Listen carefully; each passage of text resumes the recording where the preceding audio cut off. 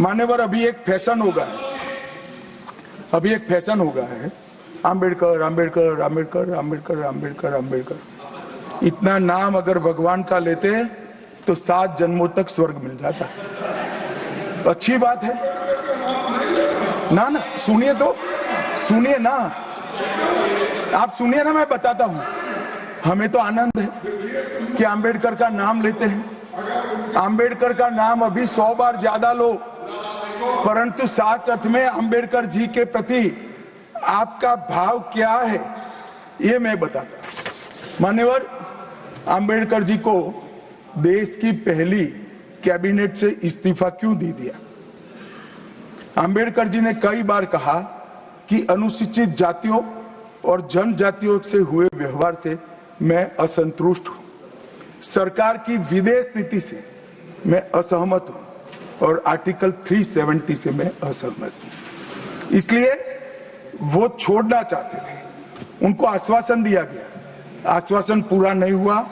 उन्होंने इग्नोरेंस के चलते इस्तीफा दे दिया और एक श्री BC रॉय ने पत्र लिखा कि आम्बेडकर और राजा जी जैसे 2 महानुभाव मंत्रिमंडल छोड़ेंगे तो क्या होगा।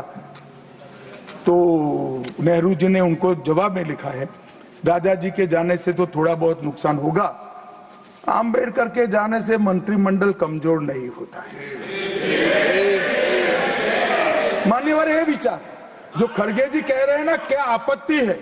जिसका विरोध करते हो उसका वोट के लिए नाम देना कितना उचित है?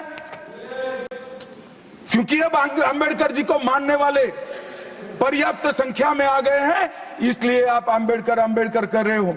मान्यवर, मुंबई के मेयर ने एक पत्र लिखा था कि मऊ में आम्बेडकर जी का स्मारक बनाना चाहिए। मऊ में जो आम्बेडकर जी का जन्म स्थान था, सुझाव लिखा। उन्होंने कहा आमतौर पर स्मारक निजी पहल से बनाने चाहिए। यदि सरकार किसी प्रकार की सहायता करती है तो वो उचित नहीं होगा। उनके कितने स्मारक बने साहब? कोई स्मारक आम्बेडकर जी का नहीं बना, देश भर में नहीं बना। आम्बेडकर जी के स्मारक कब बने? जब भारतीय जनता पार्टी सत्ता में आई, तब मऊ में डॉक्टर आम्बेडकर के जन्म स्थान पर स्मारक बना। लंदन में अध्ययन करते थे, वहां स्मारक बना। नागपुर में शिक्षा दीक्षावलित वहां बना। दिल्ली में महापरिनिर्वाण स्थल पर बना और मुंबई में चैत्य भूमि में भी बन रहा है। हमने 5 तीर्थ बनाए महामानव। और मैं मानता हूं मान्यवर, मैं मानता हूं कि आम्बेडकर जी के सिद्धांतों पर चलना नहीं और वोट के लिए उनकी गुहार लगा देना। 14 अप्रैल को राष्ट्रीय समरसता दिवस घोषित किया हमने। 26 नवंबर को संविधान दिवस घोषित किया। उस वक्त भी इसका विरोध कांग्रेस के वरिष्ठ नेताओं ने किया। होम मिनिस्टर ने जो बात की ये सत्य से दूर झूठ है इस पर है। और उन्होंने एक भी बात सच नहीं कही। जैसा कि अंबेडकर स्टैचू इसके ज़माने में थोड़ी बनी, बॉम्बे में बिठाया, हमारे कर्नाटक में बिठाया, उसके बाद यहाँ पर दिल्ली में पार्लियामेंट के सामने बिठाया। क्या इन्होंने बिठाया? ये सब झूठे, सारी चीज़ें झूठे। और दूसरी चीज़, एक तरफ इंदिरा गांधी जी की तारीफ करे सो या अपना उनके कंडोलेंस में जो कहा था वो बोलते हैं, दूसरी तरफ रोज उठ के इंदिरा गांधी जी को, नेहरू जी को, गांधी परिवार को गालियां देते हैं। तो ये ऐसे लोग हैं जो चीज़ जब बोलना, जब कहना, वो उस वक्त इन्होंने नहीं कहा। आज सारी बातें झूठ रखकर लोगों को गुमराह करने की कोशिश कर रहे हैं और ये बहुत दिन चलने वाला नहीं है। साफ हो गया कौन किसका अपमान करता है। कल गृह मंत्री ने डॉक्टर बाबा साहब अम्बेडकर का घोर अपमान किया। उन्होंने क्या कहा, आप लोग अम्बेडकर अम्बेडकर अम्बेडकर जपते हो, बेहतर होता कि आप भगवान का नाम लेते। ये डॉक्टर अम्बेडकर का अपमान नहीं है तो और क्या है। तो असली बात यह है कि बीजेपी प्रधानमंत्री गृह मंत्री डॉक्टर बाबा साहब अम्बेडकर का अपमान करते रहते हैं। भैया, जिंदगी का निर्माण और जस्टिस और आज जो हमें राजनीतिक, सामाजिक, शैक्षणिक, आर्थिक आजादी मिली है, ये भगवान ने नहीं दिया। भगवान जीने का माध्यम है, मात्र एक अच्छा इंसान बनने का। तो भगवान की जरूरत बेचने की नहीं है, भगवान को आत्मसात करने की जरूरत है, और ये बीजेपी को जरूरत है।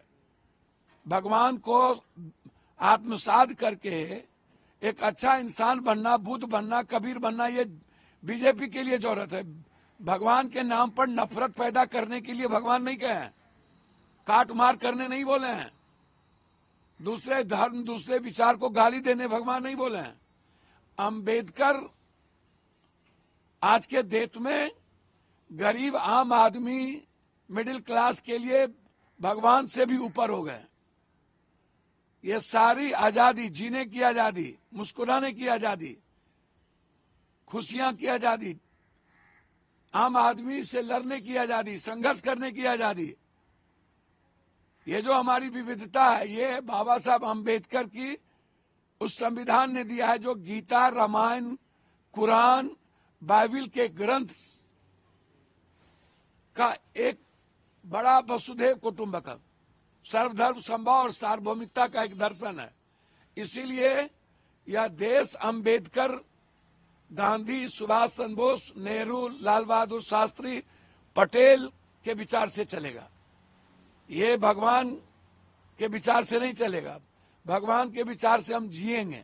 That every time they used to target Rahul Gandhi, Pandit Jawaharlal Nehru, and Indira Gandhi. Whenever any district discussion is coming in the parliament, their only target is to attack to Pandit Jawaharlal Nehru, Indira Gandhi, Rajiv Gandhi, and Rahul Gandhi.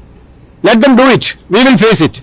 But yesterday, unfortunately, the way in which he talked about Baba Saheb Ambedkar is shocking. It's shocking to us. Everywhere they are talking about Ambedkar. Yesterday, Home Minister, the number 2 man of this BJP, in what way he told about it? Jai Bhim call is everywhere in this country.